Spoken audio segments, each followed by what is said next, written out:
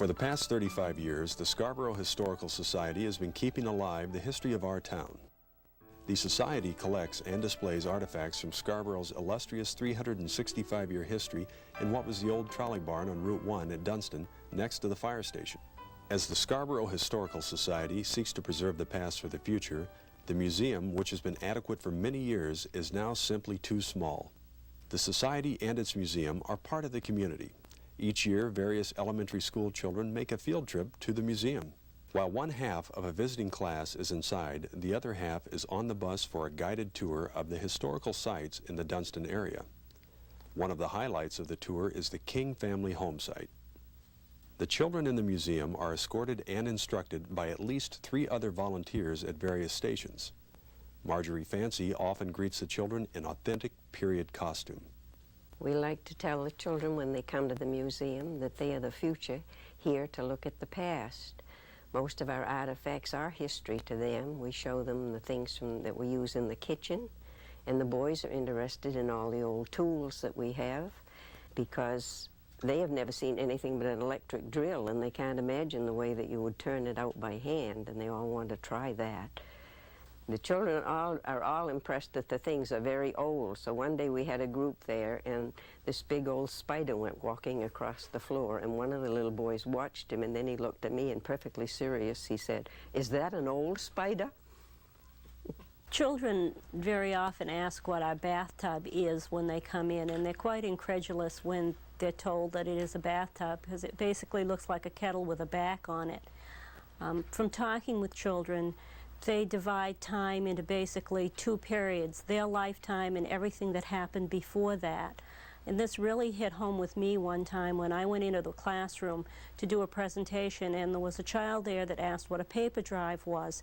The teacher tried to explain it in terms of a bottle drive, but returnable bottles hadn't come back yet, so they didn't understand what a bottle drive was. And these things that we grew up with are ancient history to children. So to help them understand history, I've tried to divide Scarborough history into 4 periods roughly by centuries, the 1600s, 1700s, 1800s, and 1900s.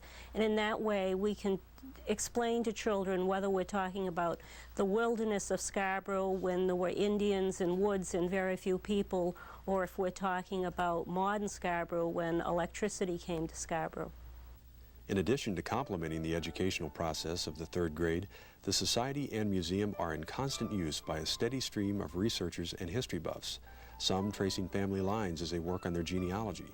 Lawyers find the Old Town records invaluable in ferreting out the details of a property deed. I did research this winter for a book that I just completed, and without the help of the Historical Society, the project wouldn't have come out as successful as it did. The museum is also the meeting place of the Scarborough Historical Society. Scarborough is a growing town. The society is growing in membership, and the building is no longer of adequate size.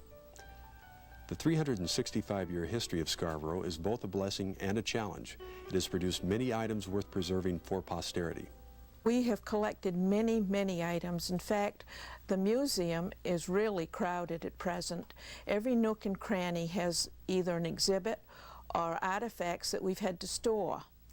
In fact, many items are stored off-site because we just don't have the room. And people have wanted to give us things, and we've had to refuse or ask if they could keep them a little longer so that we could provide space for it, and that was how we're solving this problem. We're building an addition. Recognizing the problem and the need, the Society voted to proceed with an addition that will adjoin the present museum. However, the Society must now find a way to fund this expansion, as it receives no funds from the town or state. It should be noted, though, that the legendary Yankee frugality Scarborough's founding fathers brought with them back in 1658 has not just been documented by the Society, but preserved and employed, as its members have been quite resourceful in keeping the construction cost to the bare minimum. The site work has been donated by one of the local contractors, and a tree was removed, also with volunteer help and the help of a tree expert. And the foundation is in, and the first floor is on. So hopefully next Monday on the 24th, the National Guard will be there to start the framing, and we'll really show progress. Specifically, the Society needs $35,000 to supply materials for the Maine Army National Guard effort and a total of $150,000 for the entire project. Members and interested Scarborough friends are generous with their time and money, but there is a great need for an infusion of outside funds to carry the project to a successful conclusion. With the completion of the addition to the museum, it can be said that Scarborough Historical Society is truly preserving the past for the future.